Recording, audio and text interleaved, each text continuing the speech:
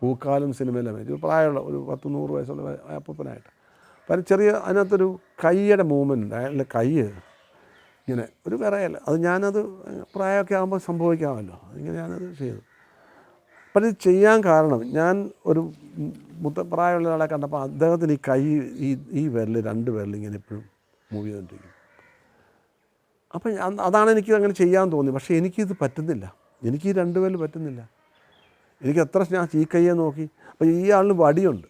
അപ്പോൾ അതൊക്കെ എൻ്റെ മനസ്സിൽ വടി കുത്തിയാണ് നടക്കുന്നതെന്നൊക്കെ എൻ്റെ മനസ്സിൽ ധാരണയുണ്ട്. അഭിനയിക്കുന്നതിന് മുമ്പാണ്, ഷൂട്ടിങ് തുടങ്ങുന്നതിന് മുമ്പ്. അപ്പോൾ ഈ വടി കുത്തുമ്പോൾ ഈ കൈയല്ലേ, പിന്നെ എങ്ങനെ ഞാൻ ഇത് വിറപ്പിക്കും, എപ്പോഴും വടി ഉണ്ടാകുമല്ലോ. അപ്പോൾ അത് പ്രശ്നമാണ്. അപ്പോൾ അത് ഈ കൈ പറ്റുന്നില്ല, ഒരു രക്ഷയില്ല. ഞാൻ നോക്കി ഈ വിരലും പറ്റുന്നില്ല. പിന്നെ എനിക്ക് സൗകര്യം ഇതാ.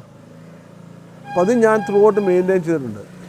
ഇത് ത്രൂ ഔട്ട് മെയിൻറ്റെയിൻ ചെയ്ത് എങ്ങനെയാണെന്ന് വെച്ചാൽ ഇയാൾ ബലമായിട്ട് എവിടെയെങ്കിലും പിടിച്ചാലില്ല, അനങ്ങില്ല.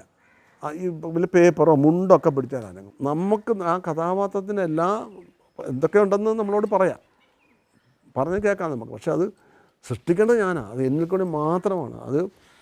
അത് സൃഷ്ടിക്കപ്പെടുമ്പോൾ എൻ്റേത് മാത്രമാകും കഥാപാത്രം. എഴുത്തുകാരൻ എഴുതി വെച്ചിട്ടുണ്ട്, സംവിധായകൻ നമുക്ക് വേണ്ട കാര്യങ്ങൾ പറഞ്ഞു തരും, അതൊക്കെ ശരിയാണ്. പക്ഷേ ഇത് ഒരു ഡിഫറെൻറ്റ് ക്യാരക്ടർ ആവണമെങ്കിൽ അത് നമ്മളിൽ ഉണ്ടാകണം.